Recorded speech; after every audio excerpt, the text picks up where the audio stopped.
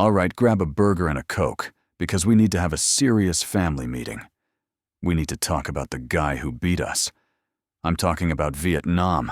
I'm talking about the man with the wispy beard, the rubber sandals, and the kind eyes that looked like your grandfather's if your grandfather was a revolutionary genius who dismantled two of the world's biggest empires before breakfast. I'm talking about Ho Chi Minh.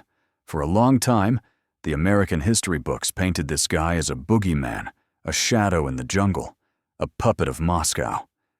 But if you actually dig into the files, and I mean really dig past the propaganda films we made in the 60s, you realize that Ho Chi Minh wasn't just an enemy. He was the biggest what-if in American diplomatic history. In fact, if you look at his resume, he has more in common with Thomas Jefferson than he does with Joseph Stalin.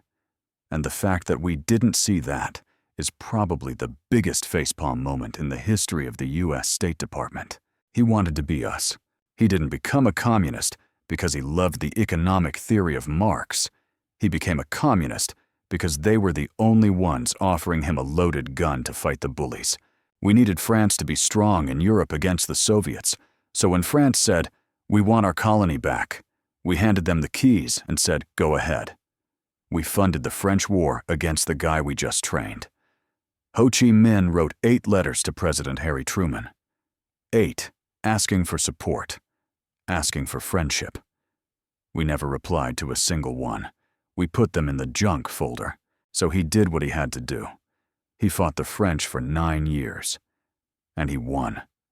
The Battle of Dien Bien Phu was a masterclass. He and General Giap dragged artillery pieces up mountains, by hand, piece by piece, camouflaged them with leaves, and rained hell on the French. It was impossible. It was like a high school football team beating the New England Patriots. After the French left, the country was split, and we, the United States, decided to step in because of the domino theory. We were terrified that if Vietnam fell to communism, the rest of Asia would fall like dominoes. We looked at Ho Chi Minh and saw a Soviet puppet. We were wrong. We were looking at a nationalist who happened to be a communist. There is a huge difference. He wasn't fighting for Moscow. He was fighting for Vietnam. He would have fought the Soviets if they invaded, just like he fought the Chinese for 1,000 years, just like he fought the French, just like he fought the Japanese. You can't bomb that kind of commitment.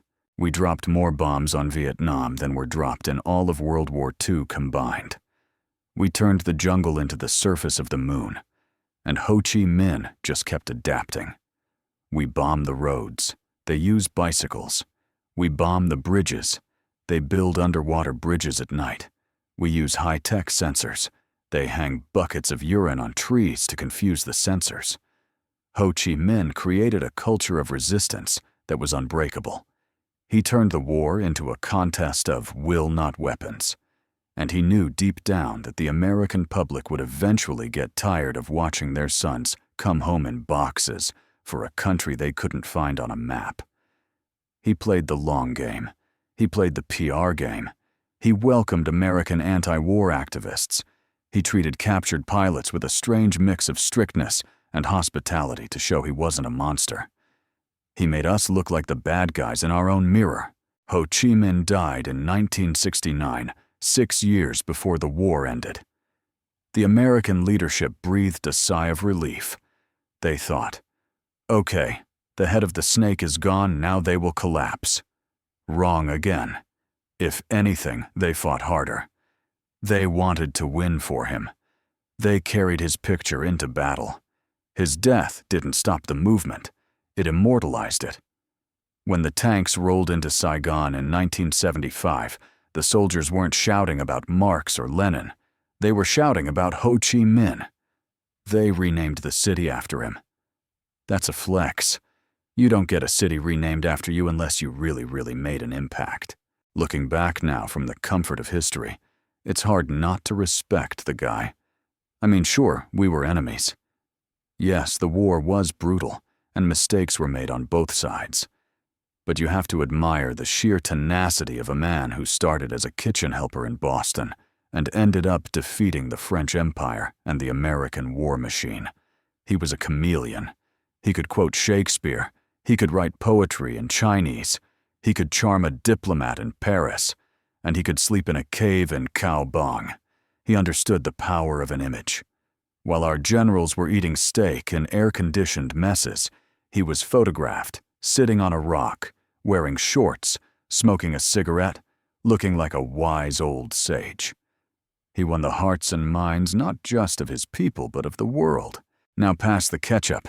This burger isn't going to eat itself. Let's rewind to the beginning. Before he was Uncle Ho, he was a young guy named Nguyen Tat Than. And guess where he went to find inspiration? Moscow, Beijing. Numun, he came to America. That's right. In 1912, while the Titanic was sinking, this guy was working on a steamship and stopped in Boston and New York. He lived in Harlem. He spent time watching Americans. He visited the Statue of Liberty and thought, hey, liberty, enlightening the world. That sounds pretty dope. I'd like some of that for my people. He actually worked as a baker at the Parker House Hotel in Boston. There is a non-zero chance that someone's great-grandfather in Boston was served a pie crust made by the future president of North Vietnam. He was obsessed with the American dream. He read the Declaration of Independence and basically memorized it. He looked at how we fought the British to get our freedom and thought, this is the blueprint. He wasn't looking east yet, he was looking west. He admired us. Fast forward to 1919. World War I ends. Woodrow Wilson. Our president goes to Versailles in France and talks a big game about self-determination for all nations.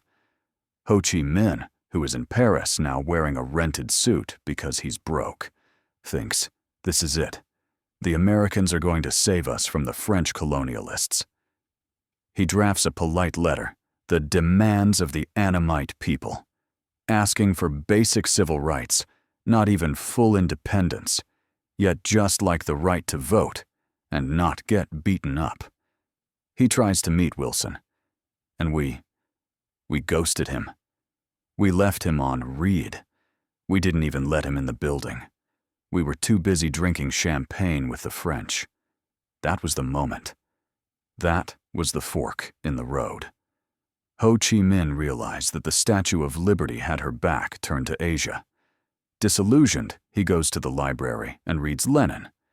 Lenin says, hey, I hate the guys who colonized you. And Ho says, you know what? You're my new best friend. But here is the wildest part that most Americans don't know. During World War II, we were actually allies. Yes, you heard me. When Japan took over Vietnam, Ho Chi Minh came back to lead the resistance. A group of American OSS agents, the precursor to the CIA called the Deer Team, parachuted into the jungle to help him. We gave him guns. We gave him radios. We trained his men. Ho Chi Minh was actually Agent 19 in our books. He saved a downed American pilot, Lieutenant Shaw, and walked him across the mountains to safety. The OSS agents loved him. They called him Mr. Who. He told them he loved America. He even asked for a signed photo of General Claire Chennault. On September 1945, when he stood in Hanoi to declare independence, he didn't quote the Communist Manifesto. He quoted the American Declaration of Independence. All men are created equal.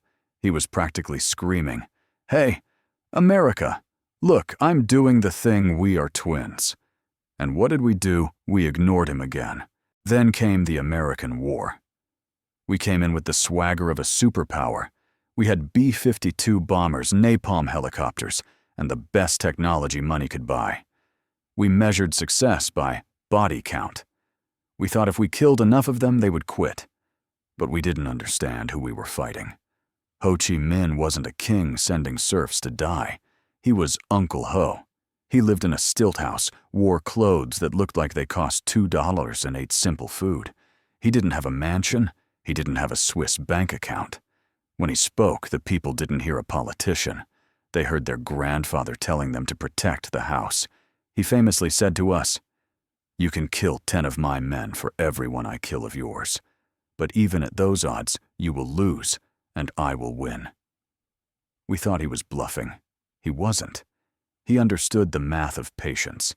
He knew that an American soldier served for 12 months and went home. A Vietnamese soldier served until the war was over, or until he died. The tragedy of Ho Chi Minh from an American perspective is that he didn't have to be our enemy. He wanted to be our friend. He offered us his hand in 1919, in 1945, in 1946. We slapped it away every time because we were too blinded by Cold War paranoia to see the reality on the ground. We thought we were fighting international communism. We were actually fighting a guy who just wanted his landlord to get out of his house. If we had answered just one of those letters in 1945, history might have been completely different. We might have had a strong ally in Southeast Asia without dropping a single bomb. But we didn't, and that's on us. So here's to Ho Chi Minh, the man who loved America so much he used our own Declaration of Independence to break up with us. The man who taught the United States a painful but necessary lesson. You cannot defeat a people who have nowhere else to go and nothing left to lose. He was the ultimate underdog, and in the end, the underdog won.